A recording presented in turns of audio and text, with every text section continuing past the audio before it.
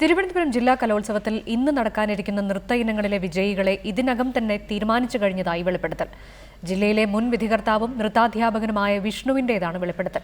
മുഴുവൻ ജില്ലകളിലും വിധി നിർണയത്തിൽ കൃത്രിമം നടക്കുന്നതായി തെളിയിക്കുന്നതാണ് സംഭാഷണം. Reporter exclusive.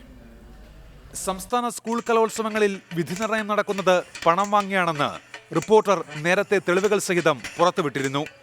ജില്ലാ കലോത്സവങ്ങളിലാണ് കോഴവിധി കാര്യമായി നടക്കുന്നത്.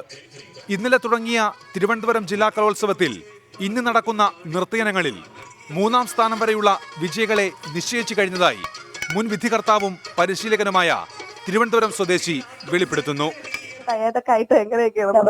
ഭരതനാട്യം മയൂര സ്കൂൾ ഓഫ് ഡാൻസിലെ പപ്പന് ഹൈസ്കൂൾ ഭരതനാട്യം, കുച്ചിപ്പൊടി, ഭരതനാട്യം പെൺകുട്ടികൾ UP high school higher secondary 3 Bharatanatyam പെൺകുട്ടികൾ, പിന്നെ ഹൈസ്കൂൾ ആൺകുട്ടികൾ ബോയ്സ് ഫസ്റ്റ് പപ്പന്റെ മോന് ഇതും പറഞ്ഞതാണ് 1 ലക്ഷം വെച്ച് കൊടുത്തെന്ന്.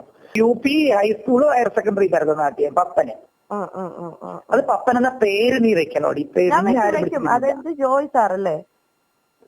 കേരള നടനം ഹൈസ്കൂൾ പെൺകുട്ടികള് നാളെ നടക്കാൻ പോണേ ഹയർ സെക്കൻഡറി കേരള നടനം ബോയ്സും ഗേൾസും ജോയ്സ് ആന്റെ കുട്ടിക്ക്, ഹയർ സെക്കൻഡറി ഗേൾസ് പപ്പന്റെ കുട്ടിക്ക്.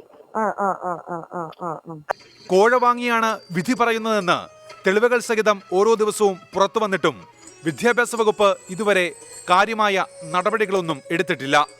വിദ്യാഭ്യാസ വകുപ്പിലെ ഉന്നത ഉദ്യോഗസ്ഥർക്കും കോഴയിൽ പങ്കുണ്ടോ എന്ന സംശയമാണ് ഉയരുന്നത്.